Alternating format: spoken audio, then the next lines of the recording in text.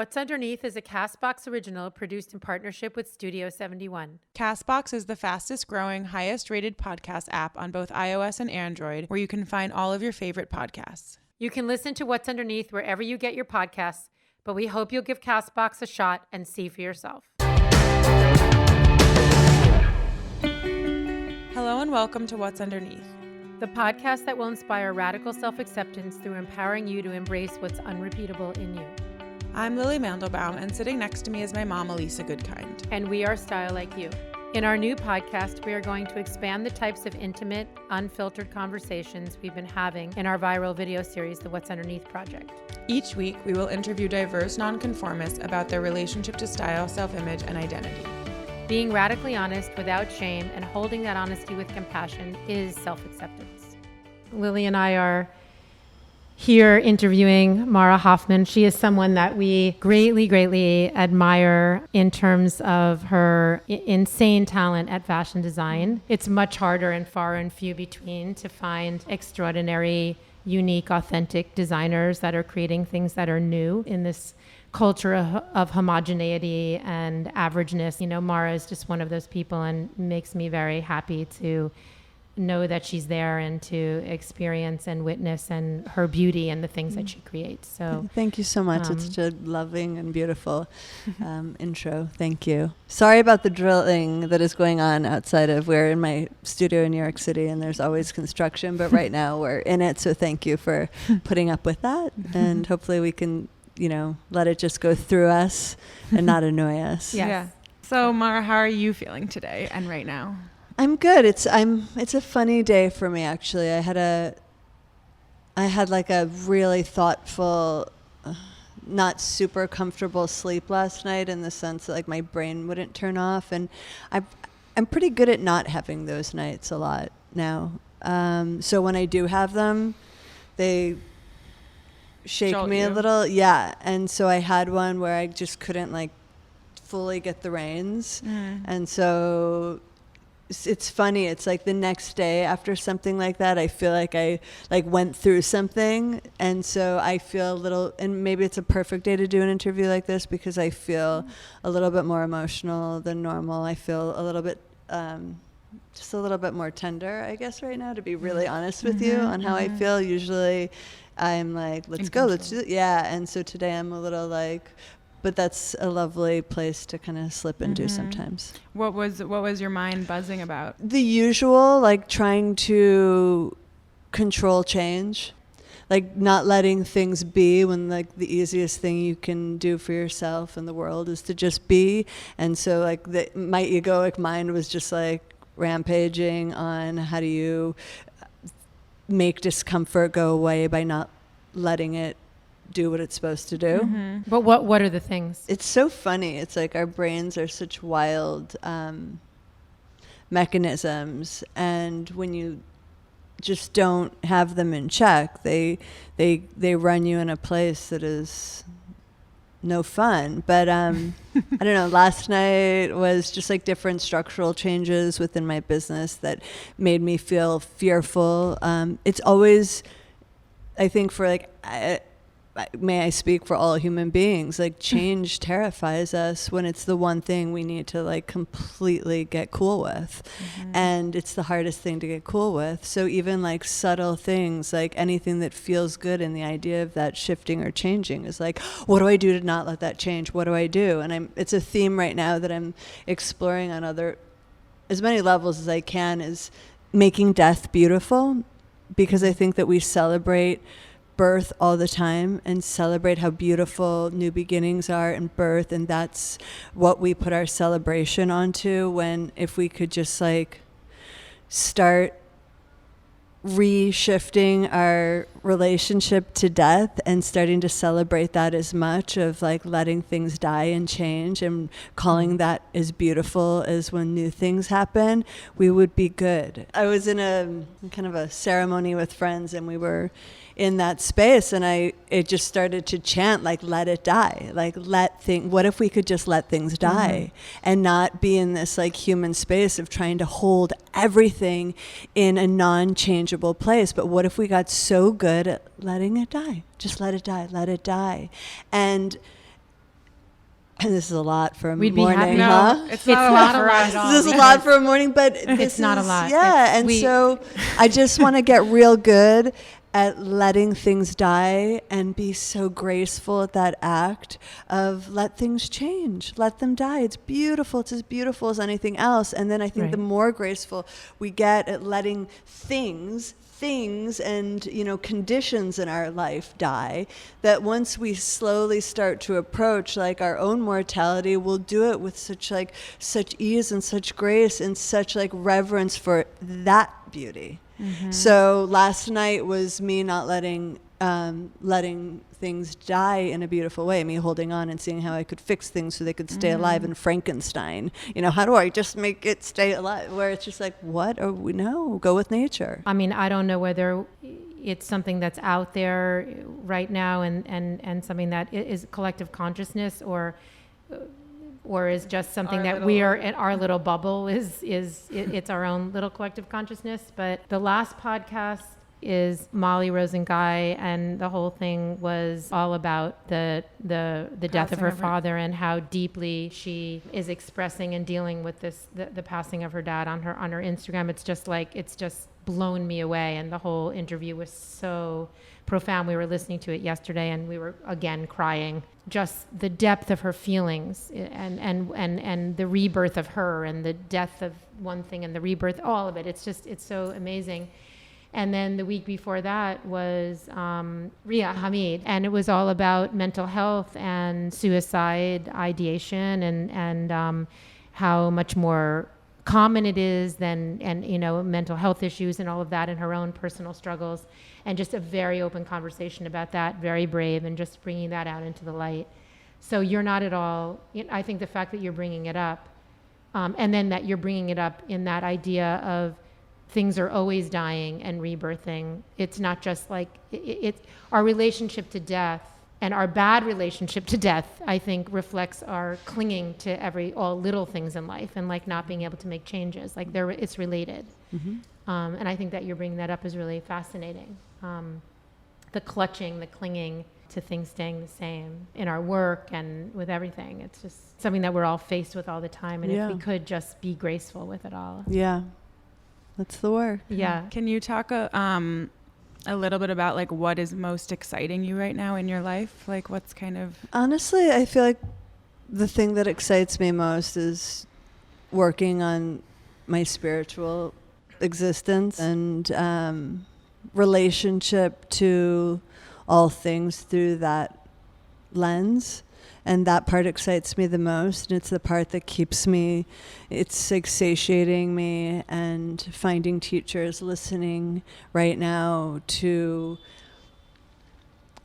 philosophies and work that resonates and helps me sort of apply it to all parts of my life. That excites me. And coming together with like-minded people, right, and finding practices that align with that work. And when did that journey start for you? Like, it's always been there, yeah. Honestly. I mean, I guess, yeah, it's always. I was born a spiritual being, as we all were, but I've always been attached to that part of myself since I can remember. Mm-hmm. So it's just like I go through different depths and phases of it, and I can't think of a time where I haven't been really in it, but right now I'm just like, it's all I want to like hear and listen to and see and feel and put free time towards. Right.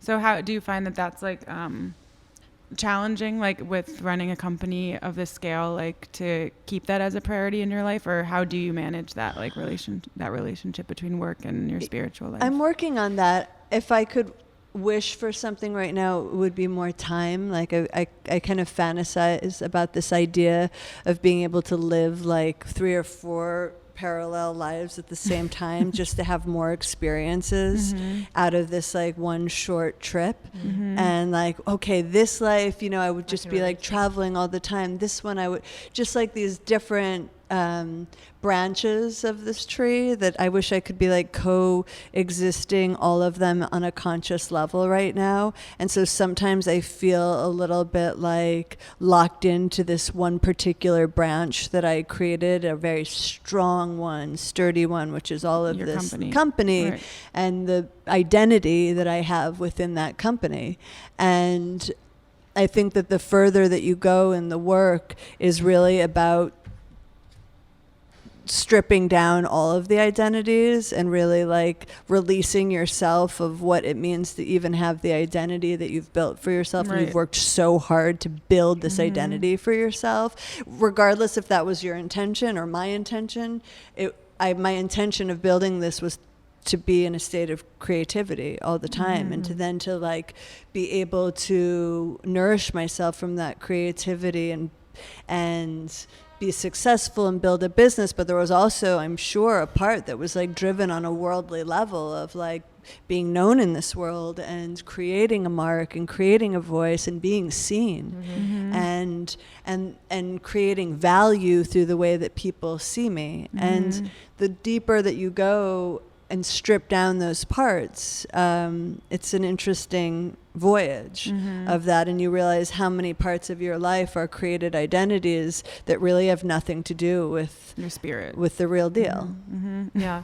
I know that you really start to feel that more and more as you get older. I'm the oldest one here, and you really feel that shortness of time and how much you want to be doing those other branches of yourself, and how you feel like there's just not enough time to do it all. And that's the part you have to work through too, like surrender to that and not hold restraint in that thought either. Like just surrender to being so completely present in every moment that you're at that you don't long for another moment. Like that's the goal. And it's a heady one, and it's one that is easy to intellectualize and to think about, but to actually experience is,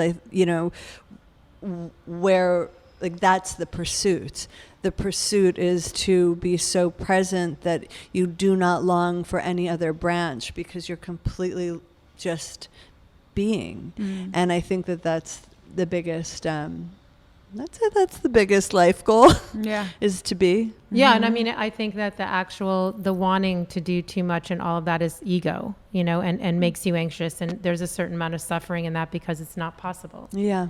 So you have social media makes that exceedingly that's challenging. It's just like holy, it is such a funny beast. Oh my God. And I, beast. like that is one that it's wild, and I have my own total dynamic and relationship to that thing. Do you tell us about it? I just like it's your relationship. I feel like I have these like very honest conversation, not honest, just real conversations with my close friends about it too, of what it really makes us feel. It's no secret that it doesn't make us feel good. Like this isn't like a hidden thing. Like I'm the only one that Instagram doesn't nourish.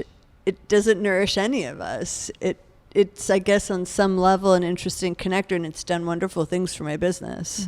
So I have gratitude for that, and appreciation for being able to share a vision and a voice so widely and engage people that I would have never been able to do. And for that, I have, reverence for that tool. But what it's also done in the meantime is like made us completely, like taken us out of being present so deeply, put us in a state of like conscious or unconscious comparison at all time. And a big thing for me that I've learned through all of it is that there's no true state of creativity when you're in a state of comparison. Like when you're... And you don't even realize that you're in this state of comparison because you're just absorbing. Like I'm, right now you can't see me, but I'm kind of like doing the scrolling motion with my thumb of that. You're in this like unconscious, habitual act of just taking in all of this information that doesn't belong to you, is not pertinent to your growth, is not necessary to you. You're just like filling your beautiful, precious space with noise.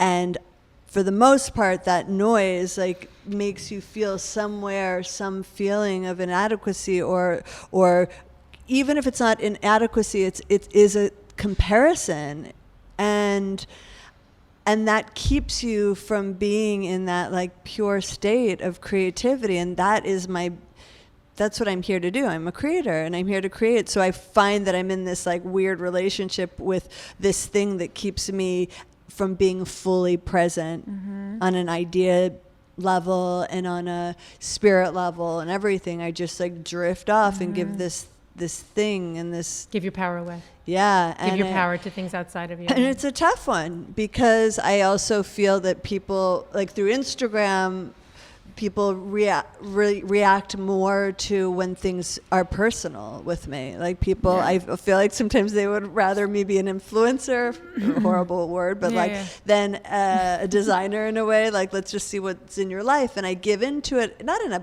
I don't mean to be like, I give into it. Like I participate. I willingly participate within it. And it's for all of us in an, there's ego behind all of it. And then you give these parts of yourself to it because the reaction is higher. And I mean, that's real. Like you're liked more, you're followed more. Yeah. And then I'm like, values, what am I asking? Everything you're not like supposed to care about. Right. But then in turn, people respond to the brand more, and in turn, like my brand can grow, and that's a part. I have these people that I love so much. Like we're a community here. We do want this thing to grow. I do want to be able to pay more money to people in their lives to have broader experiences, myself included. And I've never been ashamed or funny about relationship to money. Like that's one. I've been open about it. Like I want that. And I want the people that work hard. I want everyone to feel good in that place. You've said a couple of times about creativity and how you did this to be creative and how you're here to be creative and this is all that you want. And I relate to that enormously. What is that struggle? How can you be creative always when you have your own business? I don't know if you can be, and I don't think that we have to hold ourselves to that either. I think that we just we know we are creative. I know that that is what I am. We are creators. This is what we do as human beings. That is our job here, is to come and create, whether we are doing that as, quote unquote, creators, artists, designers, etc. It does not matter if you are born a human being, you are born a creator. Like this is the role, this is the trip, this is the experience. So you can never not be in that state, even when you're not like drawing or putting new things out. You are constantly, through your thoughts and through your actions, creating every moment that you exist. So there's no non-creation space. It's more about becoming completely aware that you are constantly creating, first like every of all. thought. Every breath is a state of creation. And then when you're not thinking so intensely about putting out more material things, in my case, like creating more objects, creating more product, that it's okay. That's a natural state. Like I'm not a machine, that I would go through ebbs and flows of that, and to treat the ebbs with as much dignity and love that I would when I'm in a complete flow, because they are the same. And once we, again, stop putting so much emphasis only on life, only on birth, but cherish and acknowledge that there are deaths within every cycle, and make that as beautiful, and understand that without that, there is no space of, more output in this way that we like to think about it. Which goes back to social media. I just have to connect that back to social media, and then you can go. Because that's one of the real traps of social media, is that you're just putting out. We had this really giant flow, and we've been in a big ebb in the last year or so, and the struggle of that, that's such a trap, the putting out. Let it go to let it grow. Yeah. Fucking let it go. I mean, I just feel like Is that your motto? It is for a lot of things. Like anything you hold really tight, like what can grow in that space? Like imagine holding a seed or anything in a clenched fist. Like what? It's like we have to like learn how to like release our hands so things can just like hold it with a little bit of firmness so it doesn't fall, but like that everything can like grow from that. And it's a part of this whole thing. It's really hard to let things go, but that's where the growth is. It's on that other side. How do you manage like that, your relationship to your own creativity with like the pressures of the cycles of fashion? I've hired brilliant people. Yeah.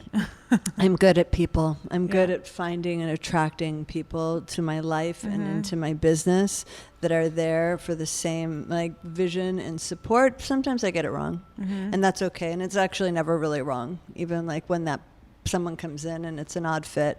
But for the most part, it's pretty spot on, and I've gotten good at creating a support team that knows that they're so good at what they do, so they keep me in my highest space by doing what they do really well, and making the space for me to create as easy and fluid as possible. And has that always been the case, or did you learn to let people in, like to support you in that way? I started this business 18 years ago, and I started it like totally solo in my studio apartment, hand dyeing, hand making doing every role from like sales to every bit of production, everything. And then as I would come up to an obstacle, and if I had enough money, a little bit of money, I would find someone that could fill that need. And it's always been my motto to hire people that know more than I do, that are just better at what they do than I do in a certain department. Otherwise it just wouldn't work. So finding people that can add, and not that I have to like teach everything to, and I continue to go like that. Obviously I have to teach the language to it. There's a very particular, the language of this brand, the language, my creative language. How would you explain that? How would I explain it? It's probably less words, and there's like a physicality to it in a way that I teach with, like, say, a designer that I'll hire to come on with me. And it's like, there's a feeling. They'll learn through silhouette. They'll learn through my personal aesthetic. They'll learn through me saying yes, no, yes, no. I'm very honest. I'm very clear on what I like and what I don't like. I'm not a sugarcoater. But it's like, again, that very Aries way of,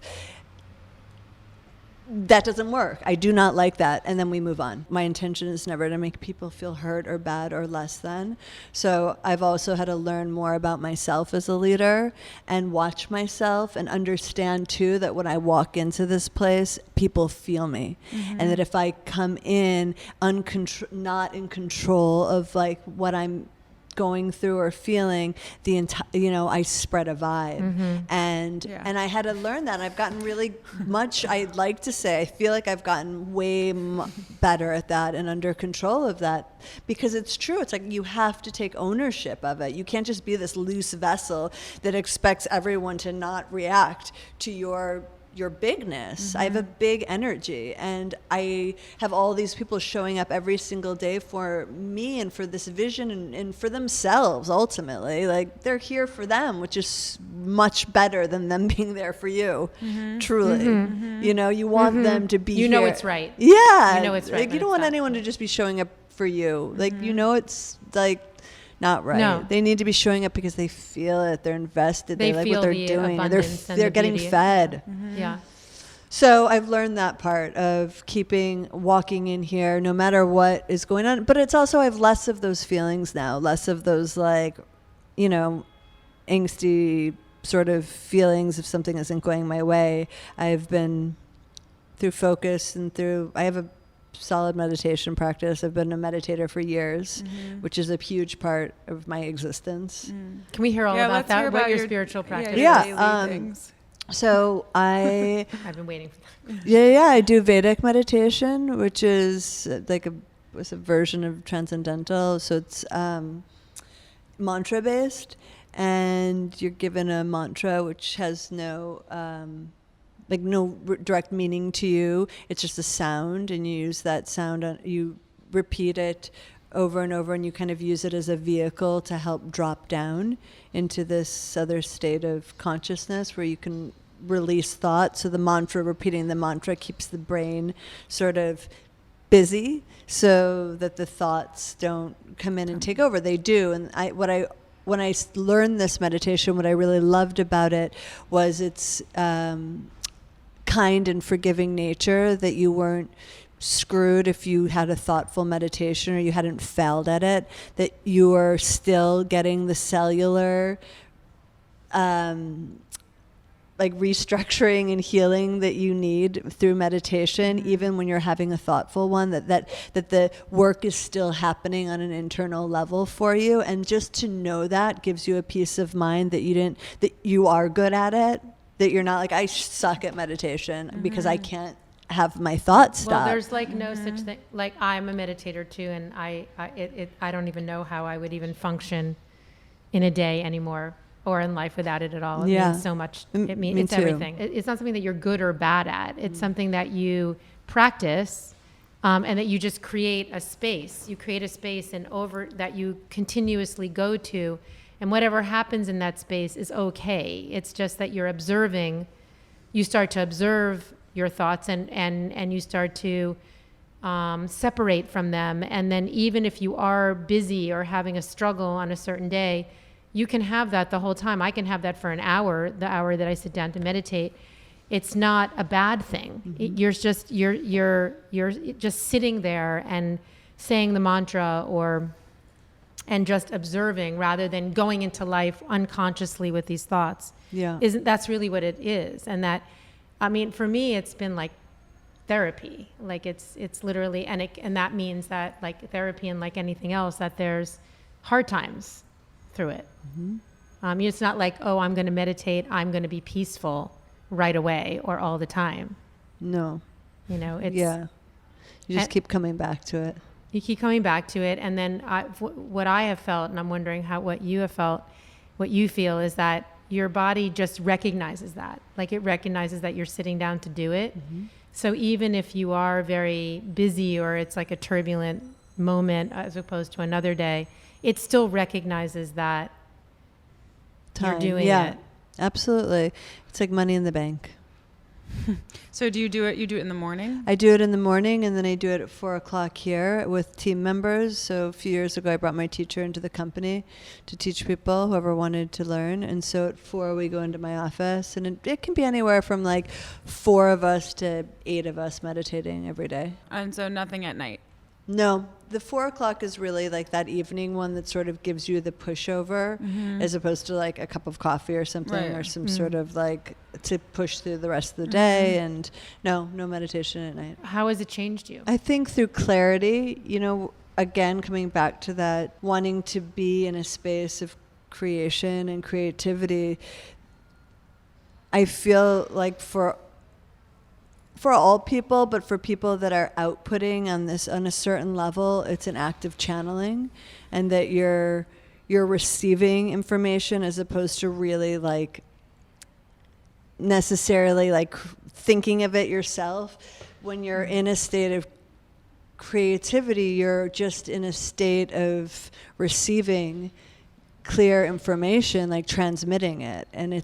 And so by meditating, you're sort of polishing that passageway, like you're clearing that channel, so that when you need to receive, you have less like muck and guck to get through, so you can gather the information and then output that information. Like, we're just receivers and putting that out. And that, I think, is really what we do as creators. We tap in, and we're not like ultimately thinking of all these brand new amazing ideas. We're just receiving from the highestness, and then we're translating it and giving it our interpretation. So do you find that in those meditations, like, you come up with some of your best ideas? It's usually no ideas in that space. Right. It's after. They're great, especially that 4:00 too. If we've been like working at something and we're like, oh my God, let's meditate. Like, is it 4 yet? Right. It's like, oh my God, it's almost 4. Okay, sweet, let's go. Like, drop the idea, stop. Let's like stop hammering something and go and sit. And by giving it that space and letting it go, just letting that thought or that consistent, like working hard, that idea of that it makes it a lot easier to get somewhere or get to receiving. All we have to do as creatives is open up to receive the information, and we can be so brilliant. Like, it's all there. Like, every single thing you want is like right in that space. So it's just about how do you like open the top door. If you're enjoying what you're hearing, please subscribe and give us a good rating so the powers that be can keep this podcast going. Were you always the kind of person that like created your own path? Like, was there ever a time where you were kind of like not in line with what you wanted to do, or before you started your company? Like, how did that all happen?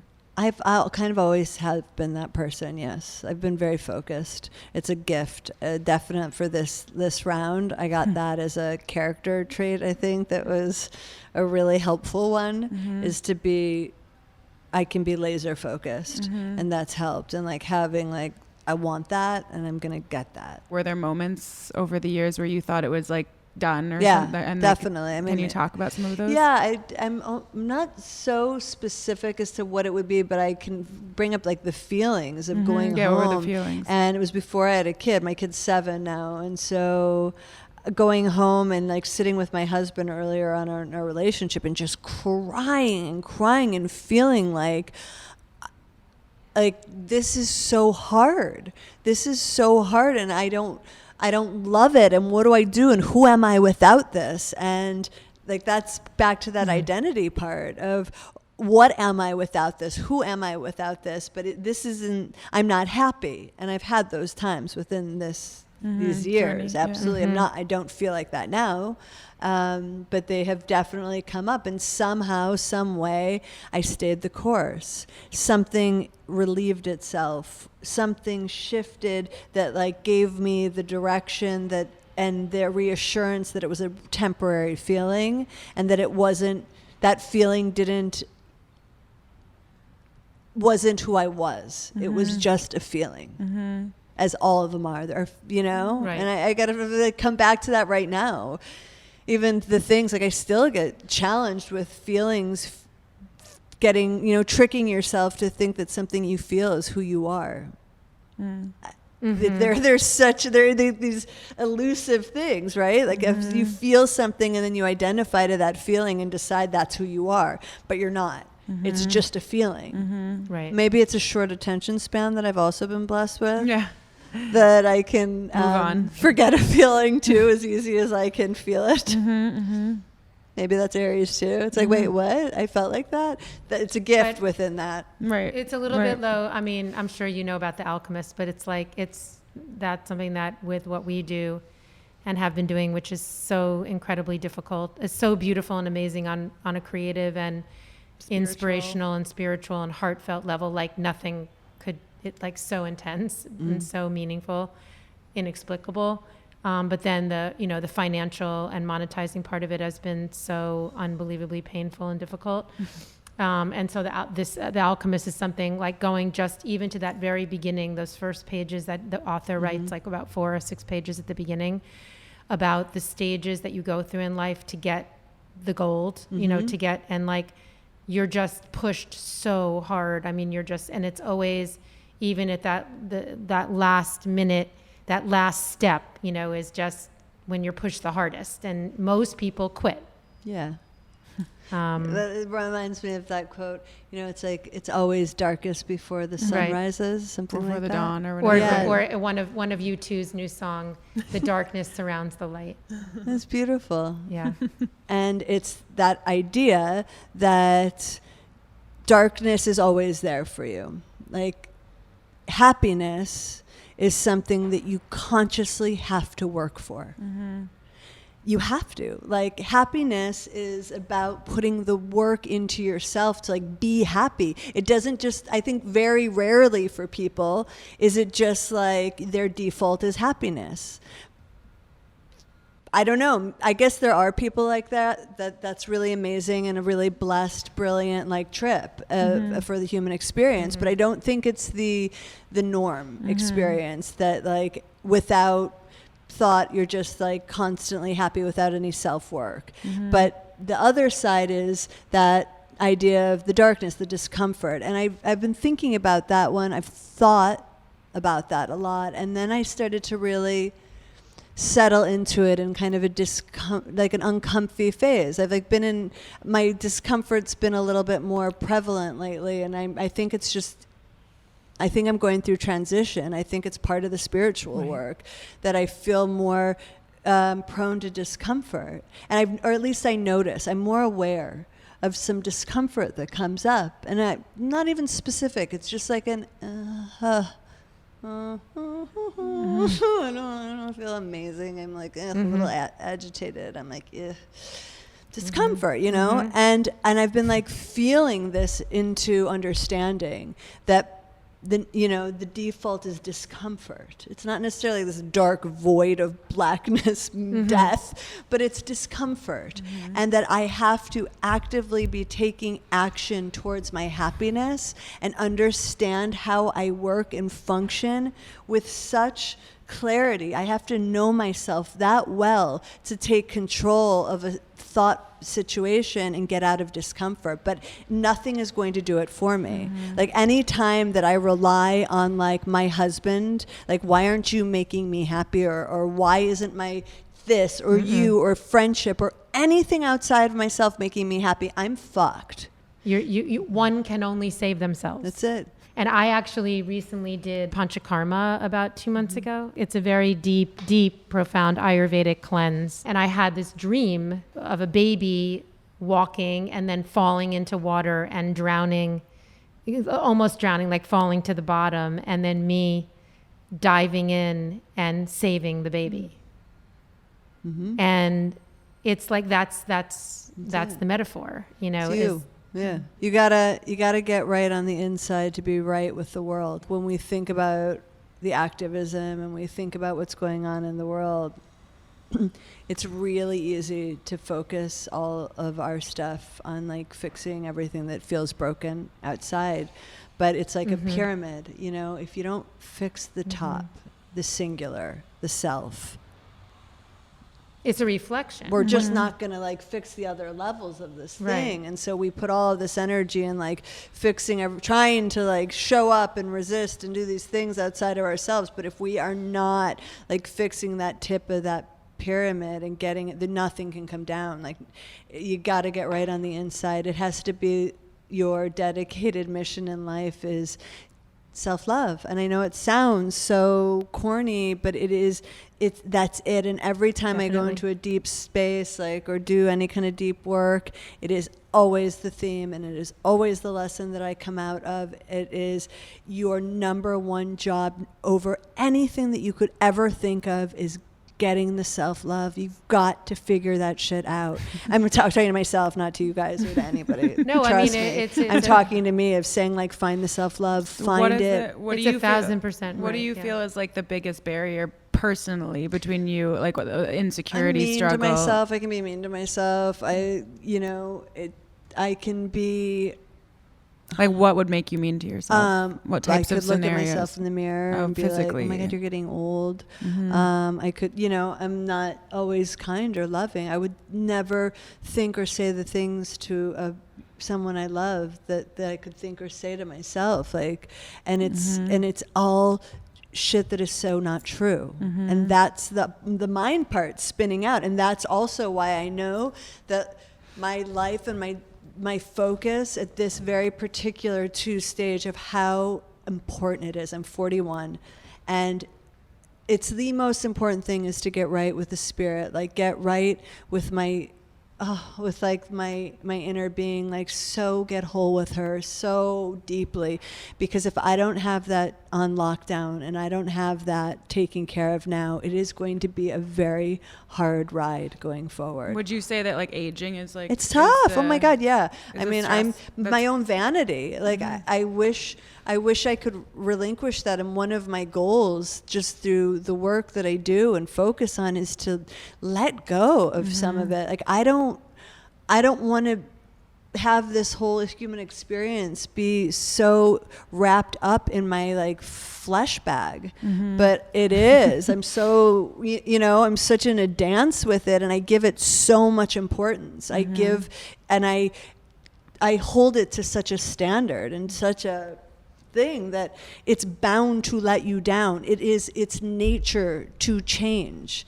And here we are, like, again, in that place of, sweetheart, let it die. Like, to myself, you know, like, it's okay. Like, let her change. Like, let it, allow it.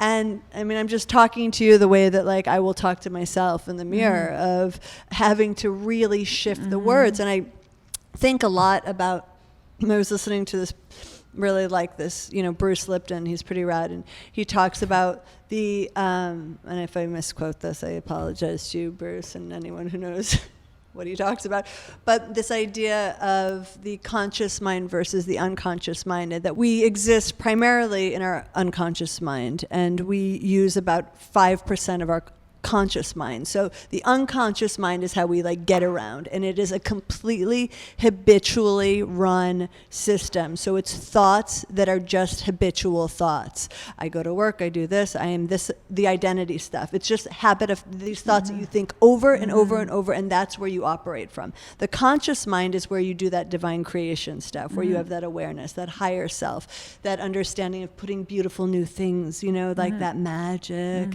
is in that conscious space that we use so little of because we fly on the unconscious place. So everything that we believe to be true about ourselves is a repetitive thought. That's it. You know, a belief is a thought that you've thought enough time then to believe it. That's what's happening every day, all day. So the cool thing about this is that gives us all great hope that if we can become aware of our unconscious minds and the thoughts that that are old habits. I don't even know. Sometimes I'm like, where the fuck did that thought come from? When I really dive in, I'm like, when did I believe that? And keep thinking that thing over and over. And what if I decided to retrain my thoughts with new thoughts? So one of them for me is I'll look in the mirror. I know this is so, like, garbagey right now, in a way of, like, ooh, we have bigger things to think about, but this hopefully can help other people. And the idea of looking in the mirror, and instead of, like, pointing out or, like, pulling my skin back a little bit tighter or, like, looking at my pores or something, I get into the habit of saying, you're so beautiful, I love you. Even if I have to, like, whatever the feeling is, especially when the feeling is not that, when I'm, like, zoning in, like, all right, what are we going to do? What are we going to look at today? What's going on? What's happening under your eyes? I love, you're so beautiful. You're so beautiful. I love you. You're so beautiful. I love you. Will you say it out loud? Oh yeah. And in my head, I pass a mirror. And when I do this, it's just training this machine. It's just training your brain to a new set of thoughts. And then once it gets that is the habit, it believes it.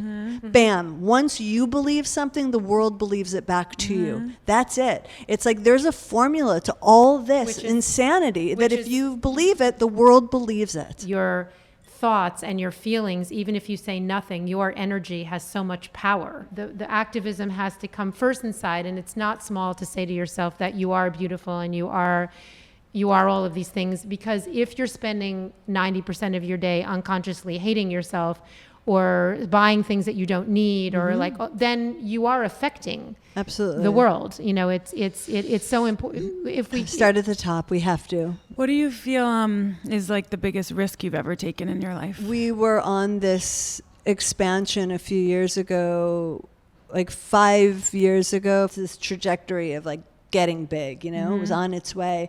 And then so that was like 12 years in, kind of.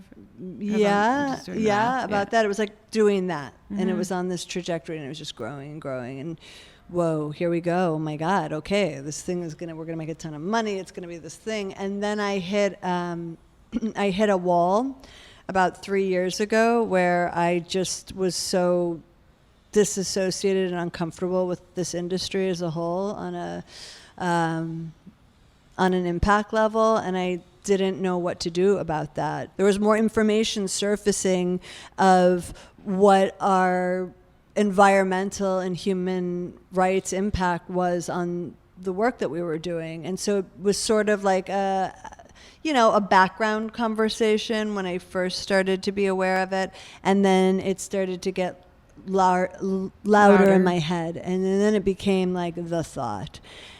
And so about was the thought like, am I being sustainable enough? What am I doing? Right. By this point, but when I really hit the change moment, it was my kid was 3, my son was 3. So I thought, what am I doing? I'm like leaving. This is going to be the legacy. Like I'm leaving him all this stuff. Like what's he going to do with all my stuff? There's not even going to be enough landfills for him to like put my stuff. Like I'm just like in this like old school dinosaur mentality of make more things.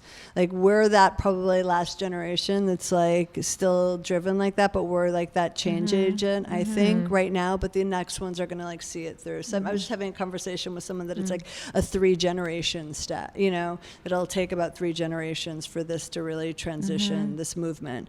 And so I went to my director of production at the time, who was on maternity leave, and I had just like I was done. I was like, do we close the business? I don't want to do this anymore. I'm not passionate enough about fashion.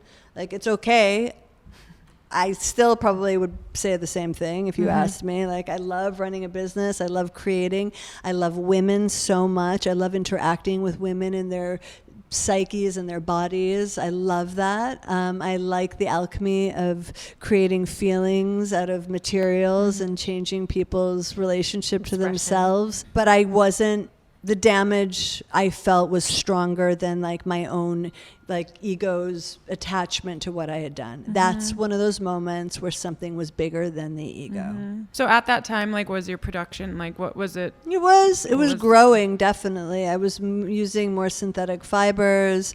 I was using we've always been like every factory we've ever worked with has been hyperly vetted. Like we've always been a very caring company, but up until, 4 years ago, our ethos and everything we were acting from wasn't coming with sustainability or like least amount of harm in the forefront of our actions. So it was at that point that I said, okay, do we close? And she was like very Capricornian and pragmatic, and she had been with the company for years and years, and she said, no, we'll try, we're not going to close the business. Mara, chill. We started with the lowest hanging fruit, and this could be a whole nother conversation on its own, and we don't have to go there. But it is really fascinating. Yeah, so we started with our fibers, and we started transitioning all of our fibers, and now to this point, like we won't touch a fiber. Like everything is so hyperly thought through from the design to, it's like from seed to garment is our goal, really, and to be of the least amount of harm with everything that we put out into the planet. So has that made you, so that changed. How has that impacted? Yeah, the totally. company. So once I decided to do that, and I was like, okay, I'm not going to be this thing anymore. And at the same time, this thing meaning this just machine, this like giant brand, I don't know, this thing that was headed in this one direction. I was like, I don't want to go there play anymore. With more mass. I'm done. And I had people like stores and buyers that were like, wait, what? Like, and at the same time that we were having this like internal shift was also, I was going through a major aesthetic shift, and they aligned very perfectly. It was a really like beautifully like coinciding experience to have like your like internal voice say everything has to be done differently, and then the aesthetic creator voice saying, and I want everything to look different too. So it wasn't about just trying to make everything that we were doing better. It was about doing this new thing. Which was what? We had been known for this certain like bohemian, very super bohemian, heavy print, neons, form-fitted kind of thing, and we had created this world with it, and I'm very grateful for that world because it got us so far. But I wasn't that world for a long time that people were seeing my brand. I was very different from that. And more simple. Simple, uniform, white button down and jeans every single day. Like I didn't wear what I was making. But so many people really resonated with it. So I was felt like you had to push out for that. But then I got to a point where I was like, I don't want to do this anymore. I need to now refine it and make it this other thing that reflects me, and I'll do such a better job at that. And if I can be authentic through my voice, then we'll be successful. It's always been like that. People thought I was crazy in the beginning. I had stores tell me like, you're walking away from money. Why would you ever do this? Did you have to increase your prices because of that? Increase my prices, the styles changed, everything. It seems like you're making things also like plus size and things like that. Like how has that the body positive movement and stuff affected your business? Yeah, I think it's just a story of like larger love and inclusivity, and how can we speak to being the least amount of harm through our actions, and then still leave all these people out of it. Like that's harmful. But it's a harder thing, I think, from an outside perspective, to do it in a pace that people expect out of you. So it's its own it's a big conversation. shift. What took you so long? Like, why haven't you done extended sizing? And that's its own conversation of what it means to include that in the cost. And we've spent so many years focusing on reshifting all of our materials to align for a more sustainable product. Right. That now being able to bring in more sizing, we had to wait till like we knew what we were doing with this core part of the business, and now we can do it with the same amount of intention and clarity, and do it in a way that means something. That makes sense. Yeah. And when you said earlier that you're not, quote, passionate about fashion, like I completely understand what you mean. I know what you mean by that, like intuitively, but I'm just curious if you could articulate, like, what are the things about like the kind of, I guess, fashion industry or the system that you're maybe not passionate about? I think that it's like a system built to make you feel not awesome. I think it's something that makes you feel less worthy or in that state of comparison really easy. And fashion is really good at doing that if you allow it to. And it can make people feel, kind of lousy, I guess. And also that on an emotional level, and then on a psychological and then environmental level, it's completely warped our sense of consuming, and that we need all this stuff that we don't need. And that was a huge part of the shift for me, is that I had already started to internally change. Like my buying habits were so different from what I was supposed to be promoting. And my job was to tell people, you need these things. You need so much more than you do. And that's a very hard thing to swallow, being someone who knows that that's not true. That then get in front of like an audience of women that you love and care, and tell them to like buy because it'll fill some sort of insecurity or need by having more things, where the opposite is true. Let it fucking go. Have nothing, guys. Let's just get rid of it. But you're running a business. But here I am manufacturing clothing. It's a very interesting dynamic and like to balance. How do you resolve that? By doing it with such integrity, grace, and the idea that hopefully I can be an alternative in an industry that needs an alternative, because people will continue to buy. And through the work that I'm doing, I hope that I can kick the dinosaurs off the island. And I've been saying this, that it should be about survival of the kindest right now. And I'm in that fight for being a kind company that cares for all things. And hopefully I can take that business then from companies that don't. How you express yourself in your style has so much to do with your spirit, whether you're wearing the same thing every day, whether you're wearing a paper bag, or whether you love to buy lots of things. That doesn't mean that you never buy something. It's just about reshifting our relationship to all of our things, and that's needed an overhaul in the industry, and across all things it's needed an overhaul. Like, reestablish your relationship to the shirt you're wearing, and as opposed to it just being this like thing that comes and goes. Like, make it sacred. Like, make all physical things in your life a little bit more sacred, and you'll need less of them, and you'll cherish the ones that you have, and you'll understand why it's cool to invest a little bit more in something that was made with that kind of integrity and care. And you have to reach a little bit further for it, but you hold it differently, and you need less things. You know? Totally. Exactly. That's perfectly said. I don't have anything to add to that. Funny enough. What's your definition of self-acceptance? Being in a state of love, being in a state of compassion for myself, and then compassion for other people. That's it. Like, loving, not trying to prevent death. Just let it go. That's accepting, is letting things go. A lot of good stuff in there. Okay. Thank you very You're much. welcome. Thank you for having Very me. We hope you were inspired by this episode. Until next week, that's it from me, Elisa. And me, Lily. If you agree that facades separate us and being radically honest brings us together, help spread the movement for radical self-acceptance by sharing this episode and subscribing to our podcast. You can also watch our videos by subscribing to our YouTube channel and following us on Instagram, Twitter, and Facebook using the handle @StyleLikeU. That's the letter U instead of the word you. And check out our book, True Style is What's Underneath, The Self-Acceptance Revolution, on Amazon or at a local bookstore near you. We can't skip ahead to a happy ending or live inside a photoshopped image or an Instagram filter. There's no finding oneself when glossing over the truth.